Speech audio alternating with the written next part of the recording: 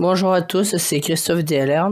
Aujourd'hui, je vous propose un tutoriel PHP sur la lecture et l'écriture d'un fichier ini. Alors, dans ce tutoriel, nous n'allons pas utiliser parse ini-file de PHP parce que le but est de découvrir justement comment est formé un fichier ini et comment est-ce qu'on peut le parser, sachant que la fonction parse ini-file de PHP le fait déjà pour nous. Là, le but, c'est vraiment d'apprendre comment le faire. Ce tutoriel va être divisé en plusieurs parties. Donc, cette première vidéo où nous allons créer la classe pour la lecture d'un fichier ini, c'est-à-dire qu'on va le charger en mémoire. On va pouvoir rechercher dedans si une section existe, si une clé par rapport à une section existe, et récupérer la valeur de cette clé. Une deuxième vidéo parlera plutôt de l'aspect écriture. Donc, c'est-à-dire comment on va passer d'une demande d'écriture à l'écriture elle-même du fichier ini. Toujours pareil, en respectant les normes effectivement sur le fichier ini, puisqu'il y a une façon de l'écrire, il est plus ou moins normé. On verra par la suite que au fil du temps, on a tous eu quelques largesses, on va dire, par rapport au format tel qu'il a été créé à l'époque par Microsoft. Et une troisième vidéo où nous verrons des possibilités d'évolution, que nous coderons quelques évolutions pour correspondre un peu plus à ce que l'on retrouve à l'heure actuelle sur les parseurs, ou tout simplement des choses qui peuvent être intéressantes à ajouter au sein d'un parseur pour éviter une certaine redondance de code par la suite quand on utilise un parseur ini. À l'heure actuelle, un fichier ini se compose de sections et de paires clés-valeurs. Donc la première chose, c'est les sections. Donc les sections, comment est-ce que c'est défini? Ça commence et ça termine par un crochet. Ensuite, à l'intérieur, on peut mettre des majuscules, des minuscules et des underscore. Alors, il faut savoir qu'à la base, quand Microsoft a créé ce format-là, ça devait être obligatoirement des majuscules. Il me semble d'ailleurs que les underscores n'étaient pas acceptés non plus. Ça, par contre, j'en suis pas sûr, j'ai du mal à trouver quelques informations dessus. Mais en tout cas, c'était tout en majuscules. Par la suite, tous les parseurs, y compris normalement le parseur de Windows, permet de travailler avec majuscules, minuscules. Mais en tout cas, Windows, lui, ne différencie pas les majuscules des minuscules. La plupart des parseurs s'en foutent aussi. Certains, notamment des parseurs pour Linux, font la distinction. Nous, on ne fera pas la distinction. On considérera que c'est des majuscules. Donc, pour s'approcher le plus de la règle de départ d'un fichier ini. Donc, on peut avoir des majuscules, des minuscules, des underscores. Le résultat dans les recherches, tout du moins, c'est en majuscule. Par contre, il ne peut pas y avoir ni d'espace, ni de chiffres ou caractères spéciaux autres que le underscore. Donc, ce qui correspond pour l'instant à la norme. Donc, ça, c'est les sections. Ensuite, on a les paires clés-valeurs. Alors, les paires clés-valeurs, on va le mettre comme ça, si j'arrive à taper. On peut avoir lettres majuscules ou minuscule et underscore. Donc pareil, on n'a pas d'espace ni de chiffres ni de caractères spéciaux autres que l'underscore.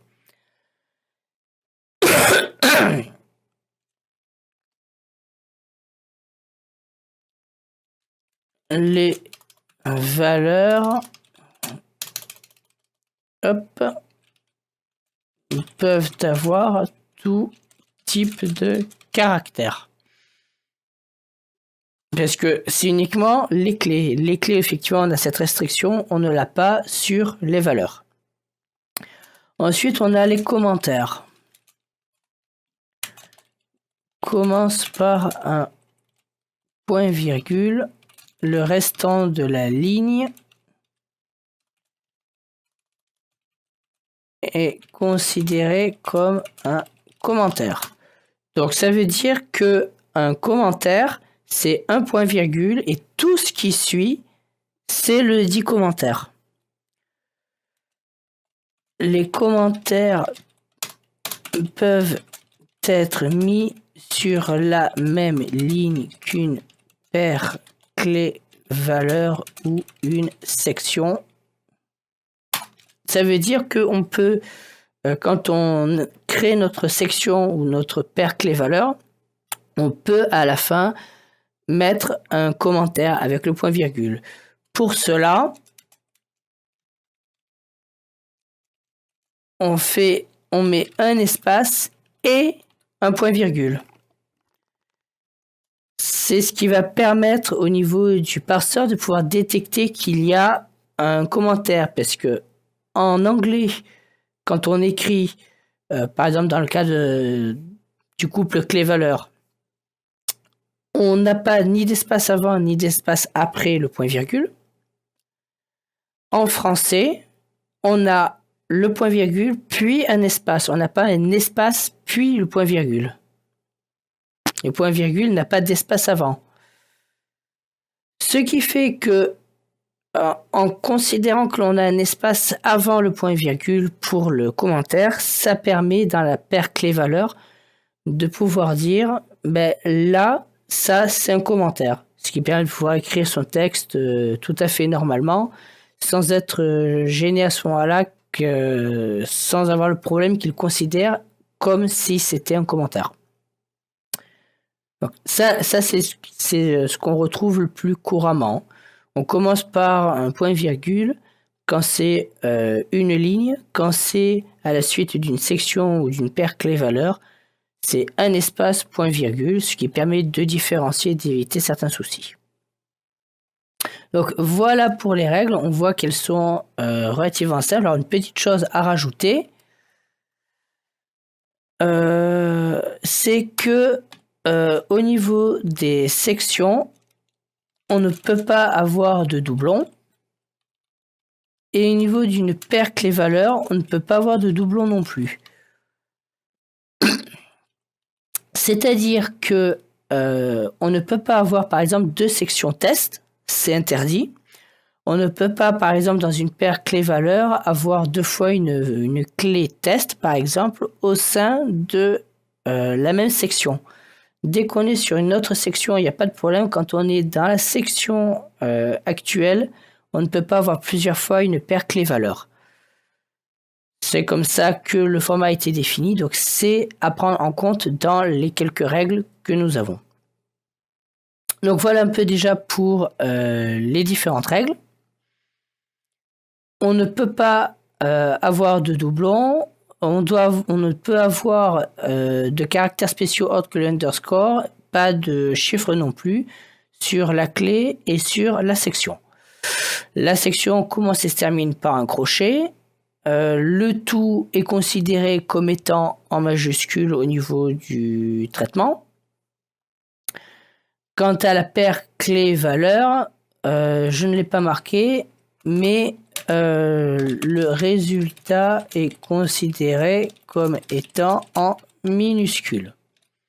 Donc là, c'est pareil, on ne différencie pas majuscule, minuscule, donc on reste sur de l'unique. On ne peut pas avoir test avec un T majuscule et test avec un T minuscule.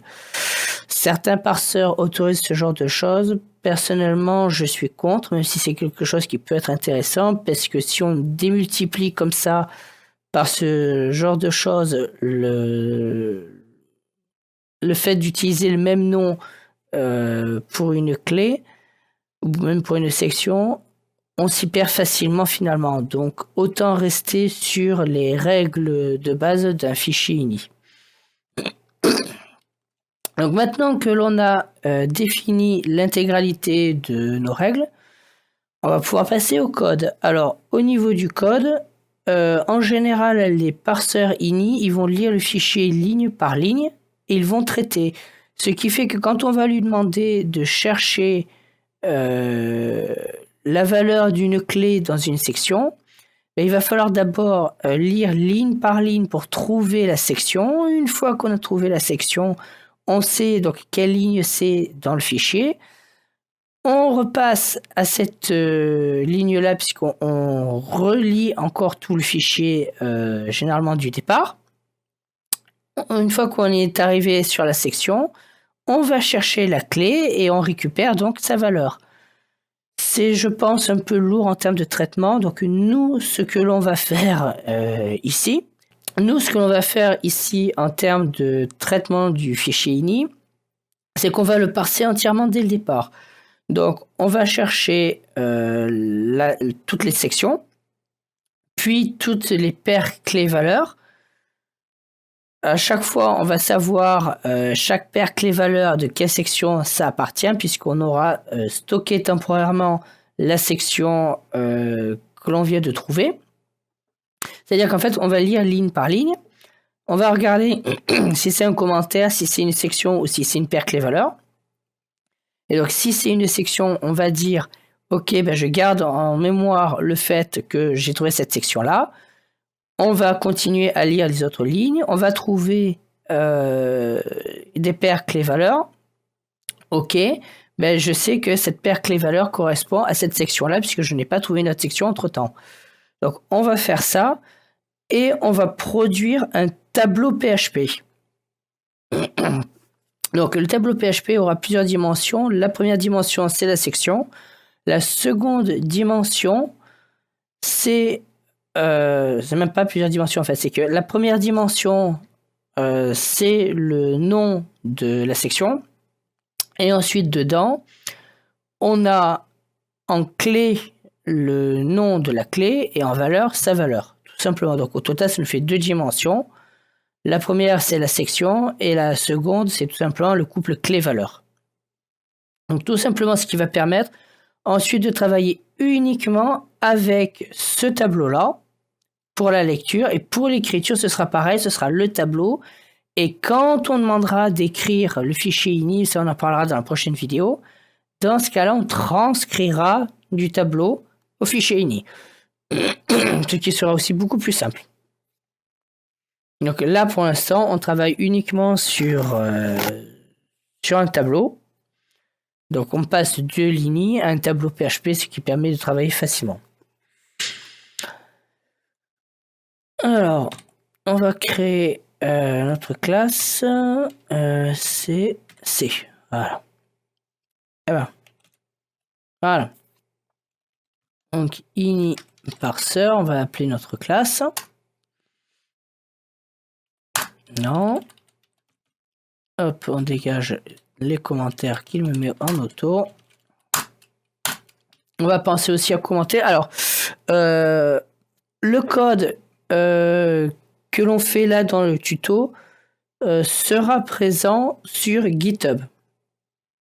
Alors, GitHub, je vais vous montrer, puisque je viens de créer le dépôt.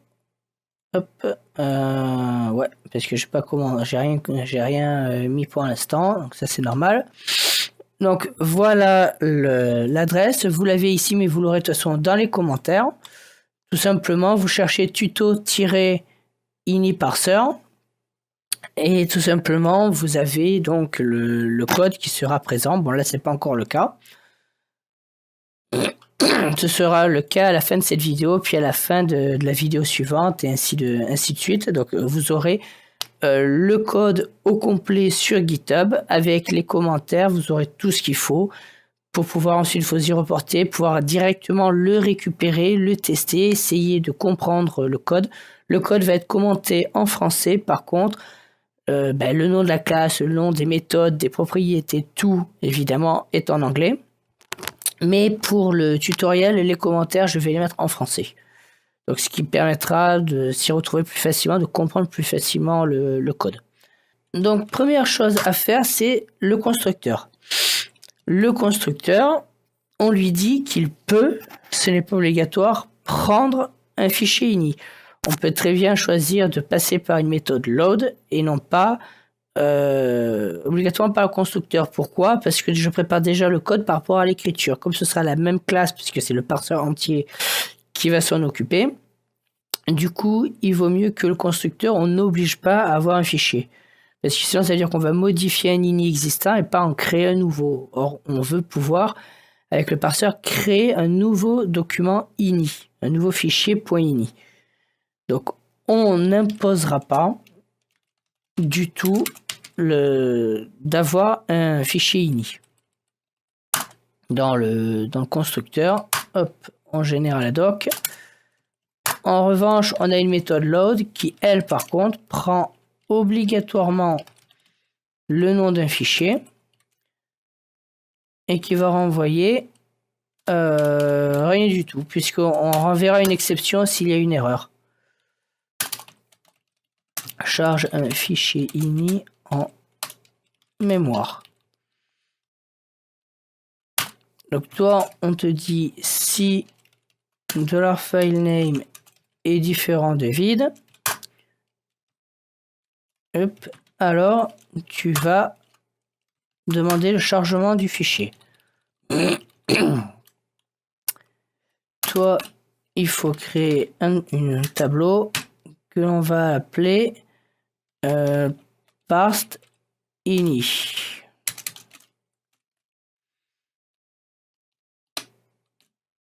Et donc toi, tu vas nous faire un fopen. Alors on va l'appeler handle. Non, avant, on va d'abord regarder si le fichier existe. Si le fichier existe, alors tu vas faire, si le fichier n'existe pas, pardon, tu vas renvoyer une exception. Si j'arrive à taper, throw new exception. The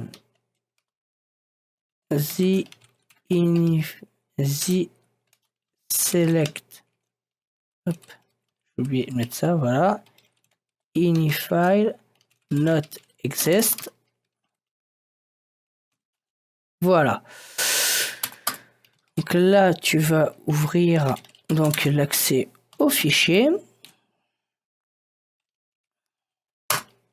Il faut penser, si j'arrive à taper, voilà, à fermer aussi le fichier.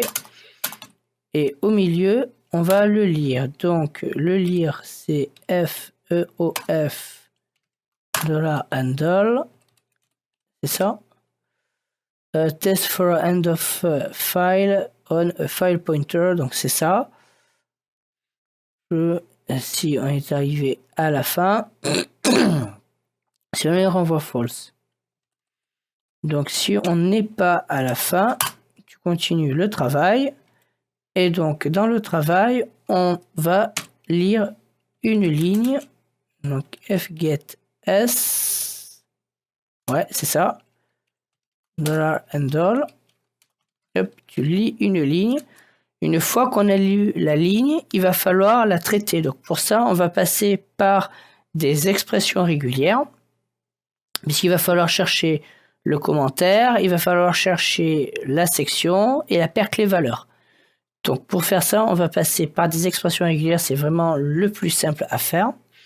Donc la première chose qu'on va faire déjà, c'est chercher si on est en présence d'une section, tout simplement. Donc on fait un pairing match. Pour l'instant, on ne sait pas encore. Ensuite, c'est dans $line et on a un $matches. Alors, il nous faut aussi un fichier d'exemple. Hop.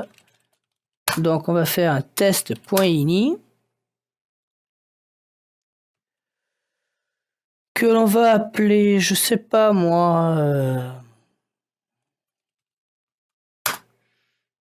config, par exemple, notre première section, avec une clé, je sais pas moi, une clé texte. Petit exemple d'un texte pour une paire clé valeur textuelle.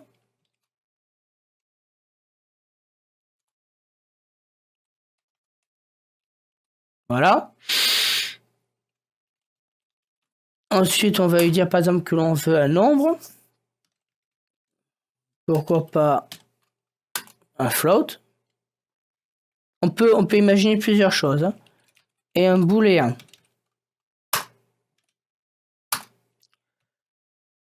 Seconde section. Qu'est-ce que je pourrais mettre? Qui valent. Allez, ça m'embête pas. Et pour ici, on va lui dire je suis un bon petit commentaire au sein d'une paire clé valeur.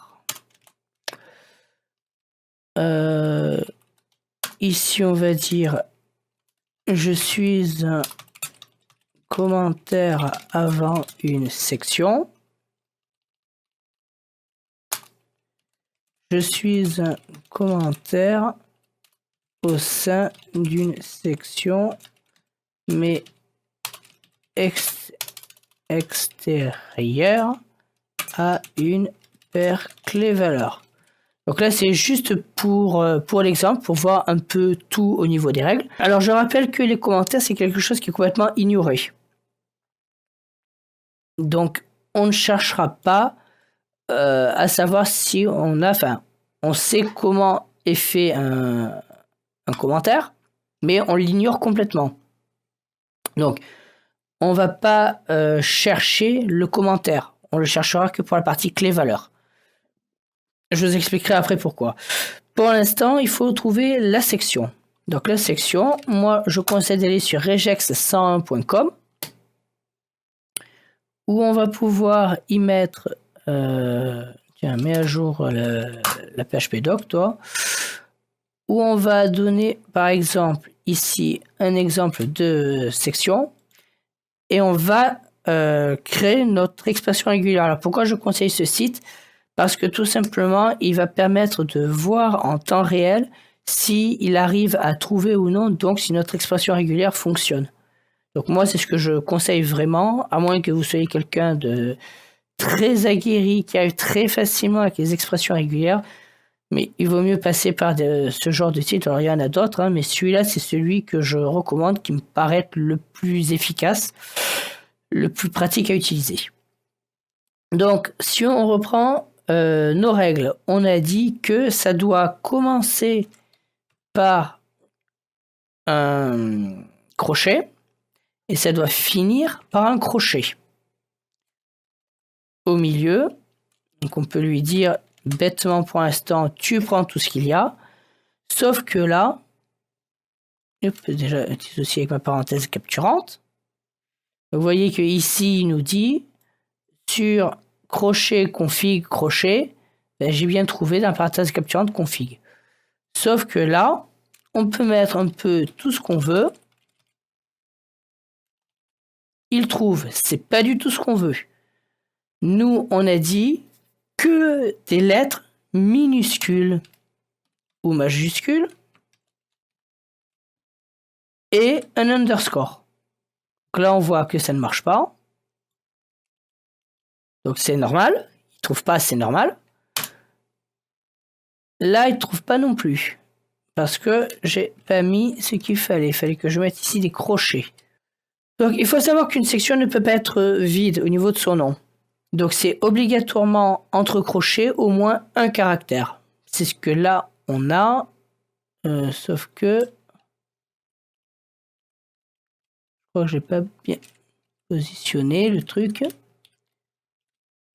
Hop, c'est ici, voilà, qu'il fallait le positionner dans la parenthèse capturante. Donc là on dit bien, on a les minuscules, les majuscules et un underscore. Au moins un de ces caractères, mais on en a une infinité. Donc là, on peut mettre des underscores, il n'y a pas de problème. Là, on voit que j'ai mis une virgule sans faire exprès, c'est pas grave. Ça marchait plus.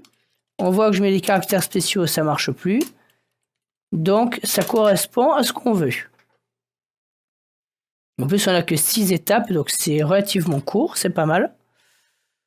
On peut revenir du coup sur le code. On sait que notre expression régulière, elle fonctionne. Pour s'en assurer, on va faire un vardump $matches1 index.php. Non. On va lui dire de charger notre classe. On va lui dire $parser égale new ini parser. On lui donne notre fichier ini. Et là, normalement, quand on va regarder, hop, il nous envoie une erreur. fopen, j'ai oublié quelque chose. Ouais, j'ai oublié de lui dire qu'on avait un accès lecture. Waouh. Déjà, j'ai mis ici dans la Navigatest, je me suis dit c'est en haut. Déjà. Voilà. fclose. J'ai un petit souci avec mon fclose. Oui, parce que c'est handle. Voilà. Voilà, donc on a deux sections. On a vu qu'on avait créé une section config, une section seconde section. Il nous a bien trouvé nos deux sections. Donc déjà, la recherche d'une section fonctionne. Donc ça déjà c'est bien. Donc ça maintenant on peut le mettre dans une propriété que l'on va appeler actual section, qui est une valeur vide par défaut. Donc on va lui dire this actual section $matches 1. Pour l'instant on est bon. Maintenant il faut trouver la paire clé-valeur. Donc else if. Donc si c'est pas une section, ben on va regarder si c'est une paire clé-valeur. Donc toujours line, toujours $matches. Et maintenant on prend un exemple. Par exemple celui-ci. On revient ici pour faire notre expression régulière. On sait que on n'a pas le droit à autre chose que des minuscules, des majuscules, un soulignement. Toujours pareil, un ou plusieurs, puisqu'il ne peut pas y avoir une clé vide. Oups. Virgule, voilà. On a ensuite obligatoirement un égal, sans espace avant, sans espace après. On peut le mettre, certains parseurs, de plus en plus maintenant l'acceptent, parce qu'en programmation on le fait souvent. Mais comme je disais, là on reste sur les règles de base. Donc pour l'instant, on ne met pas les espaces. On ne les autorise pas. Le égal étant toujours la séparation clé-valeur. Pour l'instant, déjà il nous trouve texte. Donc il trouve bien notre clé. Maintenant, la valeur, ben, on sait que c'est tout et n'importe quoi. Donc là, on nous dit deux parenthèses capturantes, d'abord notre clé et notre valeur. Petit exemple d'un texte pour une paire clé-valeur. Ça cadre. On peut prendre un autre exemple. Par exemple, ici, notre float. Il trouve bien notre float et il trouve bien notre valeur. Avec le commentaire au milieu, parce qu'on ne peut pas l'exclure dans la recherche clé-valeur. Donc il faut ensuite parser la valeur pour trouver justement le commentaire et l'éliminer, s'il y en a un. Pour l'instant, notre recherche d'une paire clé-valeur est bonne. Donc on le met ici et on va le vérifier en demandant à afficher.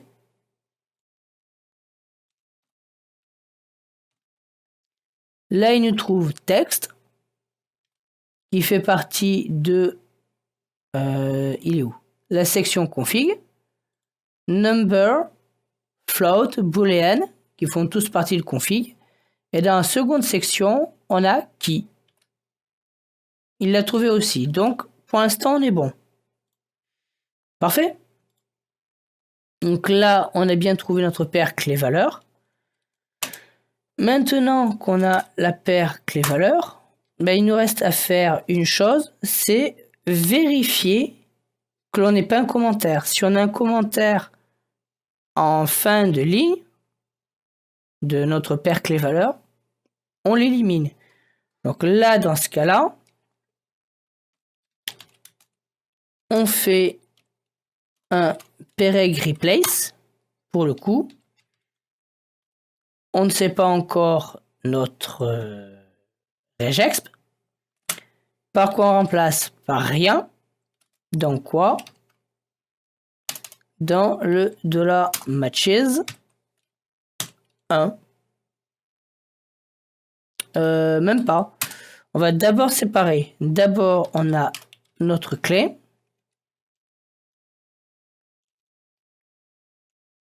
qui est la première parenthèse capturante et la valeur qui est sur la seconde parenthèse capturante. Donc on reprend ici. On a ici notre valeur et il faut chercher, il faut que ça commence par un espace, un point virgule et quelque chose derrière. On peut même ne pas mettre de parenthèse capturante. Ouais, on gagne en plus en termes d'étapes. Voilà. On a ça. Et on nous dit ici, quand on le supprime, on a bien notre 10,5. On est bon. Donc ici, on a notre expression régulière qui est bonne.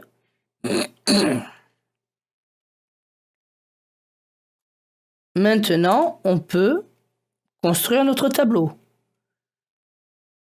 Donc, comme on peut le construire, on prend this parsed ini, on dit dans la clé actuelle qui est donc la section,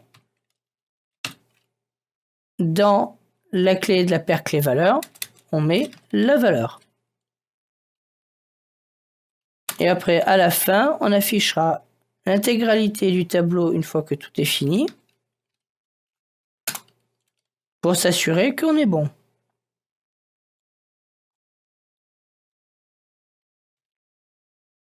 On a une première dimension config qui correspond donc à la section config. OK. Dedans, on a bien une clé texte avec petit exemple d'un texte pour une paire clé-valeur. Texte. Donc, on va vérifier.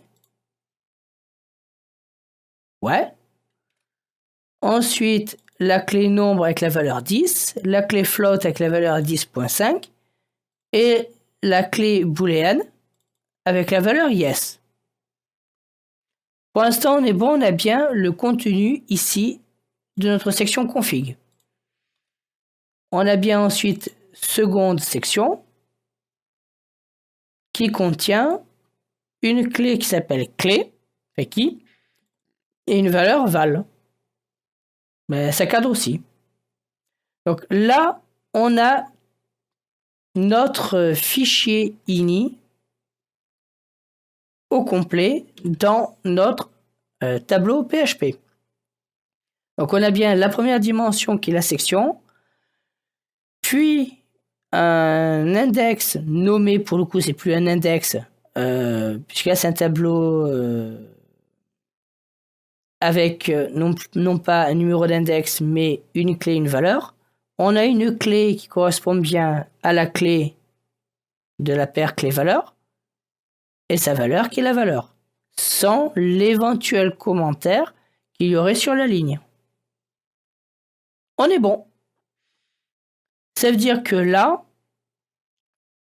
juste avec les méthodes load, on a notre fichier ini qui a été vérifié. Ah, par contre, il nous manque quelque chose. On nous dit dans les sections, on commence, on termine par un crochet. Donc, OK, donc on trouve bien la section. Majuscule, minuscule, underscore, pas d'autres caractères. OK. Pas de doublon. Alors, on va vérifier. Est-ce que je peux avoir, par exemple, de nouveaux configs? Du coup, ici, on va remettre notre var_dump.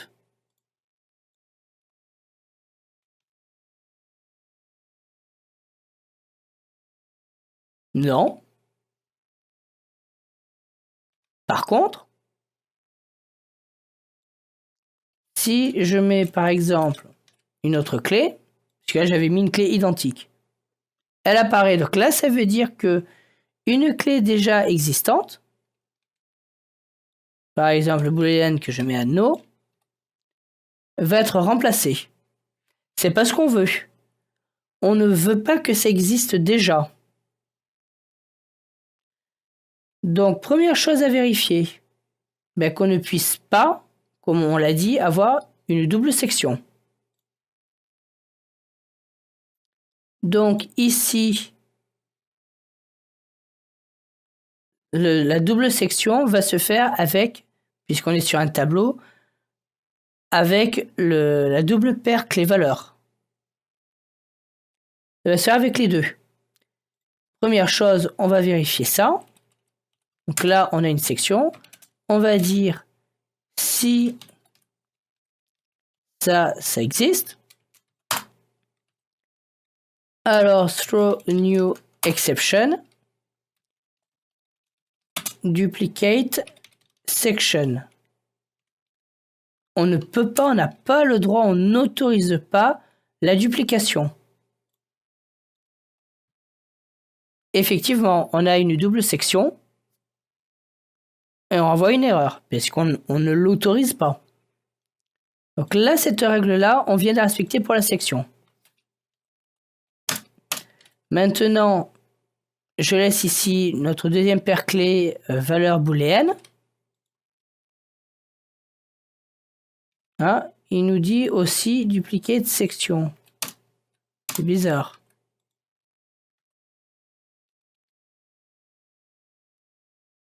Oups.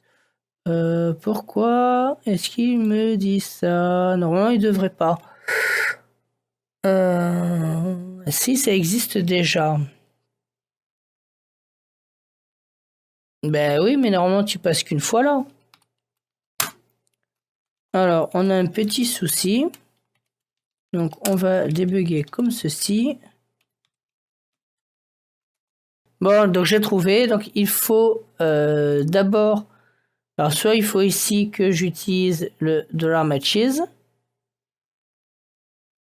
C'est d'ailleurs ce qu'on va faire au pire. Soit il faut passer par cette variable, cette propriété à affecter. Si je fais comme ça, là c'est bon. Et si je retire cette section qui n'a rien à foutre là, c'est bon. Voilà.